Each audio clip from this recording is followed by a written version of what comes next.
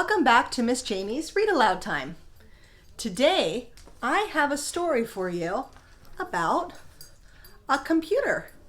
Now, most computers have a screen and a keyboard, but today's computer that I'm going to tell you about today is not anything that you can hold in your hand or plug in. Can you think of what kind of a computer that might be?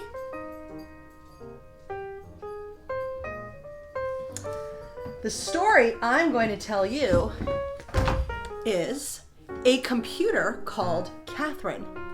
Now, Katherine isn't a computer at all. She's a person, and this is her story. This is a story of how Katherine Johnson helped put America on the moon. This is written by Suzanne Slade and illustrated by Veronica Miller Jameson.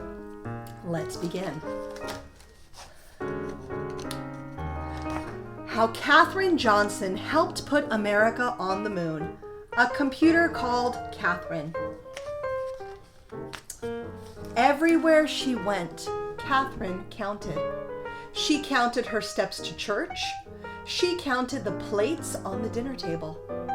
She even tried counting the stars in the sky.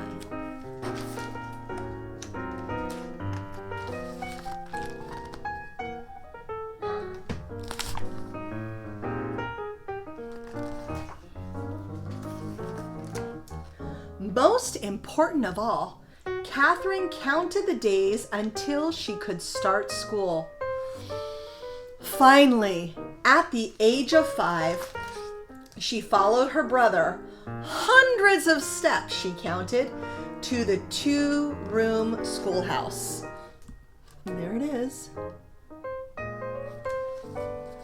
An excellent student, Katherine devoured thick books and added numbers at the speed of light. So the teacher decided she would skip first grade and start in second. But Katherine was such a fast learner, she later skipped 5th grade too. And before you could say mathematician magician, say it, mathematician magician, she was a grade ahead of her older brother. That is really exciting. She must be really smart. Katherine loved math because it was easy to see if an answer was right or wrong. Meanwhile, most everyone in town was arguing about right and wrong. Some people said it was wrong for children with different skin colors to attend the same school. Others said it wasn't right for women to work at the same jobs as men. Their argument seemed wrong to Katherine, as wrong as 5 plus 5 equals 12. She believed everyone should be treated the same, so she kept working hard in school and dreamed of a future when all people would have equal rights. I'll show you all these pictures.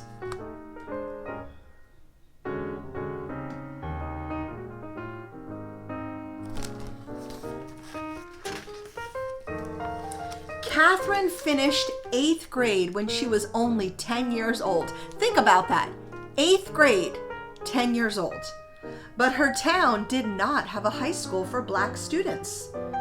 Determined to keep learning, she counted the dusty miles, 120 in all, as her family moved closer to a school she could attend. There, she took an exciting math class called geometry. She learned how points and lines made shapes, triangles, trapezoids, and perfect parallelograms. And her love for math grew exponentially.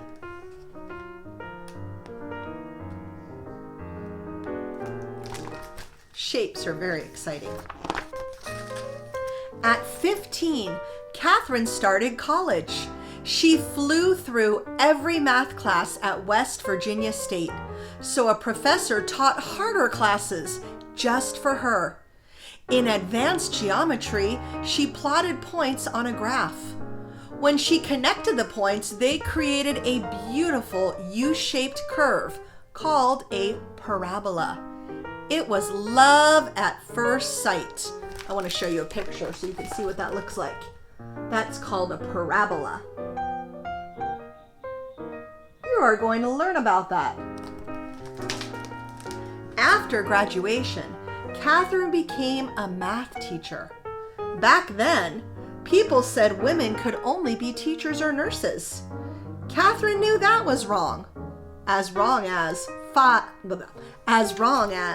10 minus 5 equals 3. She believed women could be anything: scientists, lawyers, or mathematicians. So she set out to prove it. Let's see what she does. Katherine discovered a research center in Virginia that was hiring women mathematicians. They were called computers because they made calculations that helped the men engineers design airplanes and flight plans. So the women were called the computers. They were doing the math. To Katherine, it added up to the perfect job. All day long, she punched buttons on a calculator, just like the other women. She solved long math equations, just like the other women. She wrote answers on a huge data sheet, just like the other women. There she is. There's a picture. And everybody's working very hard. But Katherine wasn't like the other women. She asked questions. Lots of questions. What were her calculations used for? Why were they so important? How did her answers help design airplanes and flights? The men engineers noticed the woman who asked intelligent questions and how quickly she solved difficult math problems. So they asked Katherine to join their space team. Its mission, are you ready? Send America's first astronaut into space. Katherine said yes. Then she discovered that women were not allowed to attend the group's meetings. She knew this was wrong as 5 times 5 equals 20, so she asked if she could go. Women don't ever go to those, the engineers replied. Is there a law against it? Katherine asked. No. So you can see here she is talking to the men.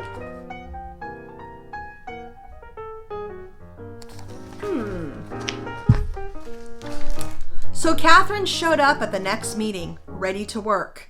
Astounded by her geometry skills, the team asked her to calculate when America's first space flight should blast off. Katherine agreed. But first she asked questions like, where should the rocket splash down? How high should it fly? When should it land? It's always important to know what you're looking for and what you're trying to figure out when you're doing math.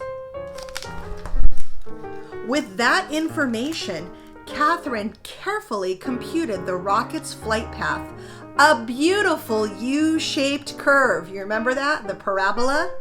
Next, she worked backwards to figure out the time it should blast off. Then she began counting the days until the launch. There's her beautiful curve. This is exciting. On May 5th, 1961, Alan Shepard blasted off. Following Katherine's flight path, he soared into the silvery sky.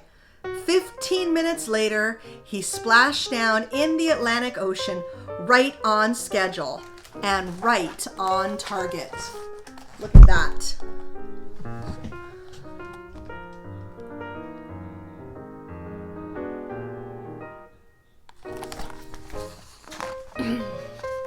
Soon, Americans began dreaming of a longer flight around the entire Earth.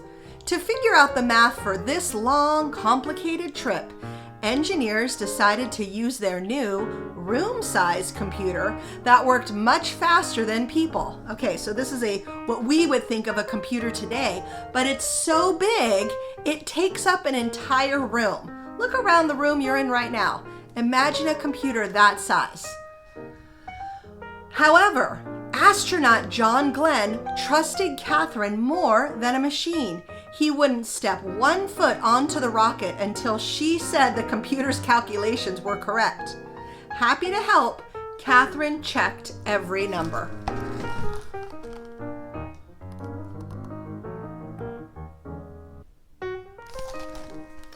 On February 20th, 1962, John Glenn became the first American to orbit the Earth. So when you orbit the Earth, you are going around the Earth. Then, people began wondering if an astronaut could travel all the way to the moon. Both the Soviet Union and the United States wanted to be the first to land there and win the space race. Katherine knew this flight was incredibly long and dangerous. Every calculation would have to be perfect. One math mistake, and the rocket would zoom right past the moon.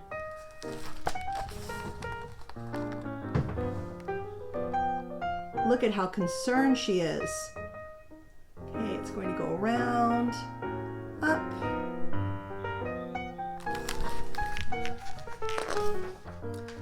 As NASA's computer hummed and computed a flight path to the moon and back, Katherine went to work too, double-checking the machine's calculations.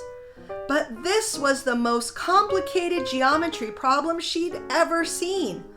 One of the points, the spacecraft, was flying incredibly fast. Her target, the moon, was constantly circling Earth while spinning, right? So the moon's spinning around and it's going around the Earth. And then you have the rocket moving. Some people thought that the problem was too difficult to solve, but Katherine knew that was wrong. As wrong as 25 divided by 5 equals 4, because that's wrong.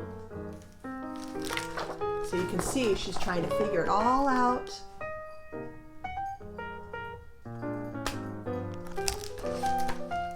She calculated and computed.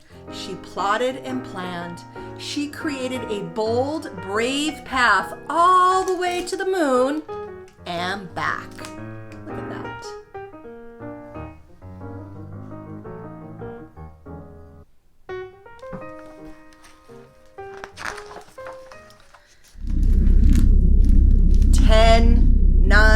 Ignition sequence starts.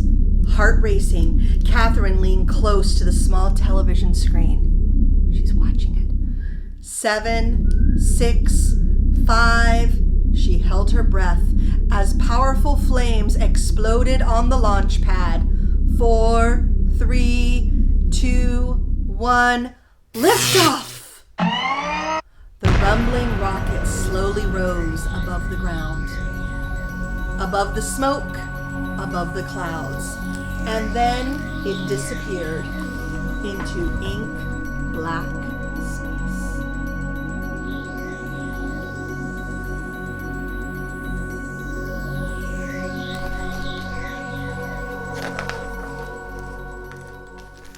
Four days later, as Neil Armstrong took his first steps on the moon, Katherine smiled and began to count.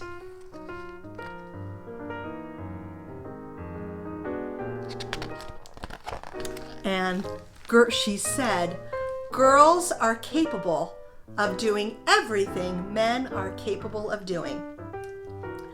And that is the story of Katherine Johnson, a computer called Katherine. And Katherine has a great quote. I want you to always remember this. Here it is. If you want to know, ask a question. There is no such thing as a dumb question. And here's a picture of the real Katherine Johnson sitting at her desk, working. And she was working at NASA. So this is an excellent book. I hope you enjoyed it. Again, A Computer Called Katherine, How Katherine Johnson Helped Put America on the Moon.